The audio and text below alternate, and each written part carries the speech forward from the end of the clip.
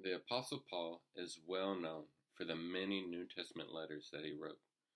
Today, we're going to focus on four of these letters, the ones known as the prison epistles. These letters include Ephesians, Philippians, Colossians, and Philemon. They were written around 61 to 63 AD, and they get their name because they're believed to have been written while Paul was under house arrest in Rome. So let's dive into these letters. There's so much rich theology as well as practical application that can be pulled from all these letters. But today, I just want to focus on one main idea, one main theme. And this idea is unity. Unity is considered to be one of the main themes of the book of Ephesians. And it's also prevalent throughout most of Paul's letters, especially the prison epistles. So let's take a look at what Paul says about it, what it means, and why it's so important for us. So I want to start by reading what Paul says in Ephesians chapter 4, starting in verse 1. He says, I therefore, a prisoner for the Lord, urge you to walk in the manner worthy of the calling to which you have been called, with all humility and gentleness, with patience, bearing with one another in love, eager to maintain the unity of the Spirit in the bond of peace. There is one body and one Spirit, just as you were called to the one hope that belongs to your call. One Lord, one faith, one baptism, one God and Father of all, who is over all and through all and in all. I'm going to skip over to verse 11.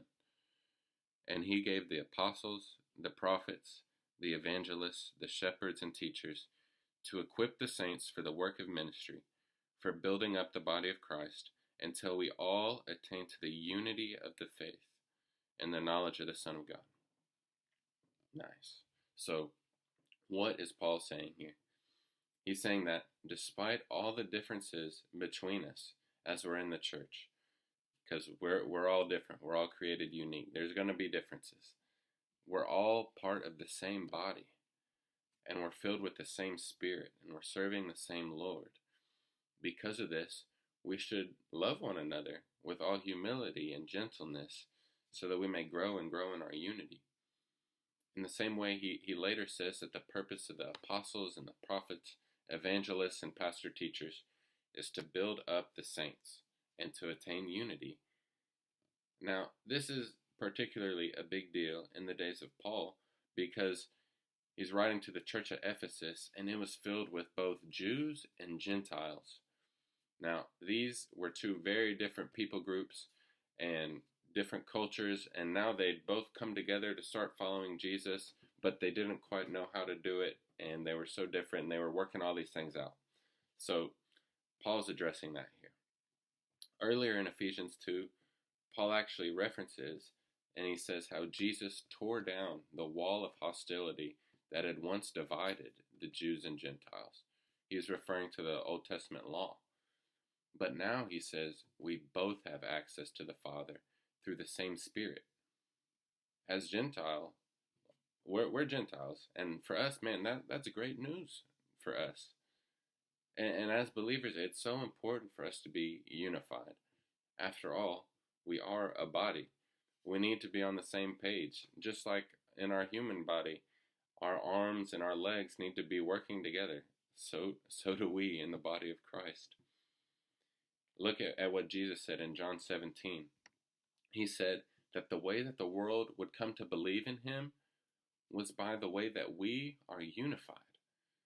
Man, that puts some weight on it, doesn't it? But how do we do it? Because let's be honest, it's hard sometimes. You know, people are difficult to love. I'm difficult to love sometimes. But I believe Paul tells us how in one of his other prison epistles, in Philippians chapter 2. He tells us to complete his joy by being of the same mind and of the same accord. Then in verse 3 he says, do nothing from selfish ambition or conceit, but in humility count others more significant than yourself. I believe this is the key. The key to achieving the unity that we're striving for is through our humility. We need to put the interests of others above ourselves.